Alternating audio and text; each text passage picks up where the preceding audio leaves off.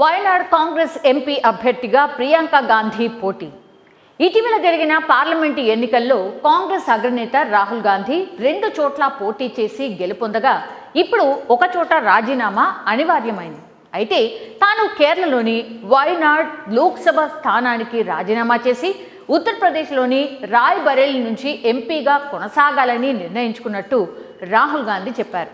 ఈ సందర్భంలోనే వయనాడ్ స్థానానికి జరిగే ఉప ఎన్నికల్లో ఆయన సోదరి ప్రియాంక గాంధీ వాద్రా వయనాడ్ నుంచి ఎంపీ అభ్యర్థిగా పోటీ చేస్తారని కాంగ్రెస్ అధ్యక్షుడు మల్లికార్జున ఖర్గే సోమవారం ప్రకటించారు.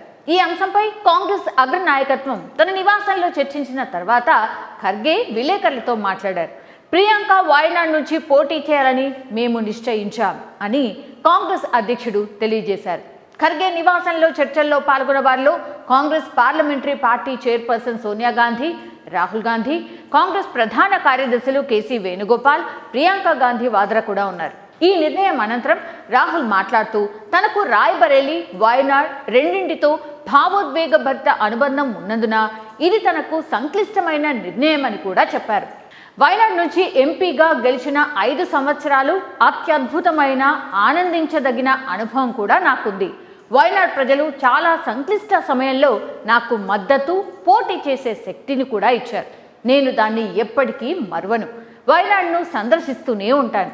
వయనాడ్కు చేసిన వాగ్దానాలను నెరవేరుస్తాం అని ఆయన తెలియజేశారు. రాయ్ బరేలీ, వయనాడ్ రెండింటికి 2 ఎంపీలు ఉంటారని రాహుల్ చెప్పారు. నాకు రాయ్ బరేలీతో పాత సంబంధం ఉంది. నియోజకవర్గానికి ప్రాతినిధ్యం వహిస్తున్నందుకు నాకు చాలా ఆనందంగా ఉంది. ఇది తేలికైన నిర్ణయం కాదు, ఎందుకంటే రెండింటి పట్ల ఆప్యాయత ఉంది అని రాహుల్ గాంధీ చెప్పారు.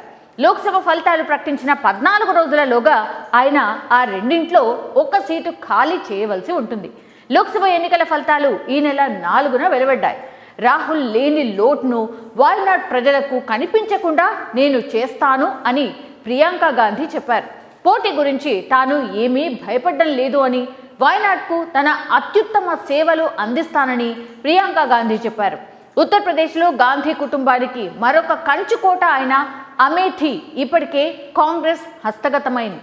గాంధీ కుటుంబానికి సుదీర్ఘ కాలంగా అనుయాయిగా ఉన్న కేఎల్ శర్మ, కేంద్ర మాజీ మంత్రి, బీజేపీకి చెందిన స్మృతి ఇరానీని ఓడించి అమేథీ సీటు గెలిచారు. ఇక త్వరలో వయనాడ్ స్థానానికి జరిగే ఉప ఎన్నికల్లో ప్రియాంక గాంధీ విజయం సాధిస్తుందా లేదా అన్నది ఆసక్తి రేపుతోంది. మరిన్ని అప్డేట్స్ కోసం మా కాయ్ టీవీని సబ్స్క్రైబ్ చేసుకోండి. మా వీడియో కనుక మీకు నచ్చినట్లయితే లైక్ చేయండి, షేర్ చేయండి. మీ విలువైన అభిప్రాయాలను కామెంట్ బాక్స్లో తెలియజేయండి.